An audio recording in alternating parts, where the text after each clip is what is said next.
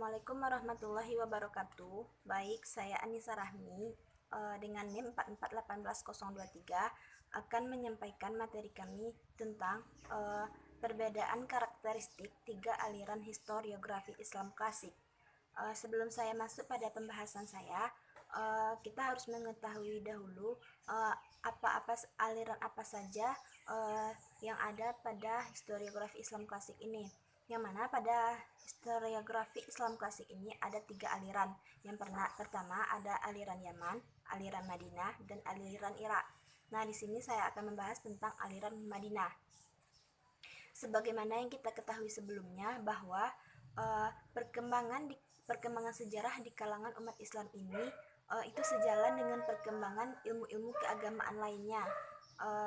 Yang mana perkembangan dari ilmu-ilmu keagamaan itu bermula dan muncul pertama kalinya di kota Madinah. Kota Madinah merupakan ibu kota negara Islam pertama sampai berdirinya dinasti Umayyah. Sampai berdirinya dinasti Umayyah ini kemudian menjadikan Damaskus Syriah itu sebagai ibu kota negara Islam. Kita ketahui juga bahwa kota Madinah merupakan kota Islam yang merupakan kota tempat hijrahnya Nabi Muhammad SAW setelah beliau mendapatkan dan menerima wahyu dari Allah Subhanahu wa taala. Lalu beliau menjalankan pemerintahannya di kota Madinah ini, menjalankan dakwahnya sampai beliau wafat di sana.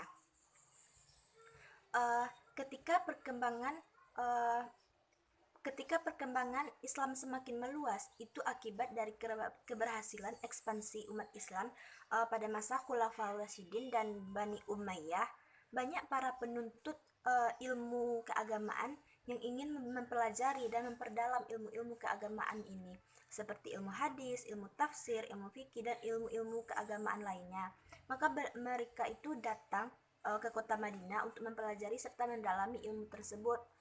Kenapa kota Madinah? Ya karena pada saat itu kota Madinah ini merupakan kota tempat bermukimnya para ilmuwan muslim. Banyak di antara mereka itu terdiri dari para ahli qiraat dan penghafal Al-Quran, baik mereka itu dari kalangan sahabat maupun kalangan tabi'in. Perlu kita ketahui bahwa perkembangan ilmu keagamaan yang pertama kali berkembang itu adalah ilmu hadis. Sebab dengan ilmu hadis inilah, melalui ilmu hadis inilah pertama kalinya umat Islam akan mengetahui tentang hukum-hukum Islam. Dan disebutkan juga bahwa ilmu hadis ini merupakan cikal bakal dari penulisan sejarah. Nah, aliran sejarah di kota Madinah ini disebut dengan aliran Madinah, yaitu aliran ilmiah, aliran sejarah ilmiah yang mendalam, yang di dalamnya banyak memperhatikan Al-Mahzi atau perang-perang yang pernah dipimpin oleh Rasulullah SAW, dan juga Al-Israh Al-Nabawiyah atau biografi dari Nabi. Sejalan dengan riwayat perkembangannya, para sejarawan dalam aliran ini itu banyak terdiri dari ahli hadis dan ahli hukum-hukum Islam. Di antara mereka itu ada seperti Abdullah ibnu Abbas, Sa'id ibnu Al-Musayyab, Aban ibnu Utsman bin Affan, Syurahbil ibnu Sa'ad, Urwah ibnu Zubair, Al-Awwam, Ibnu Al-Awwam, dan masih banyak tokoh-tokoh lainnya yang lahir pada perkembangan kota Madinah ini. Nah, perkembangan aliran Madinah ini menjadi sangat pesat itu ketika berada di tangan Al-Zuhri. Murid-murid dari Al-Zuhri ini pun banyak mengambil bahan-bahan sejarah dari Israiliyat dan menjadikannya nilai-nilai sejarah, sehingga menjadikan nilai sejarah itu merosot kembali. Salah satu tokoh dari aliran Madinah ini adalah Ibnu Al-Abbas, Abdullah Ibnu Al-Abbas. Beliau ini selain dikenal dengan kemahirannya akan ahli hadis, dan beliau ini juga sangat pintar akan kemahirannya dalam pengetahuan ilmu tafsir dan ilmu fikih. Itu perkembangan pengetahuannya itu sangat meluas.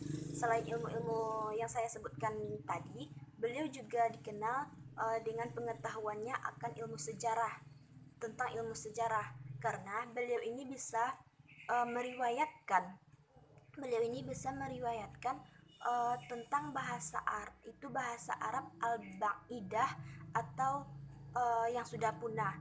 Kemudian beliau juga bisa meriwayatkan tentang al-mahzi atau perang-perang yang pernah dipimpin oleh Rasulullah Shallallahu Alaihi Wasallam. Baik, hanya itu materi yang bisa saya sampaikan. Mohon maaf atas segala kekurangan. Uh, Semoga materi yang saya sampaikan ini bisa bermanfaat bagi kita semua. Sekian dari saya. Wabillahi taufiq wal hidayah. Assalamualaikum warahmatullahi wabarakatuh.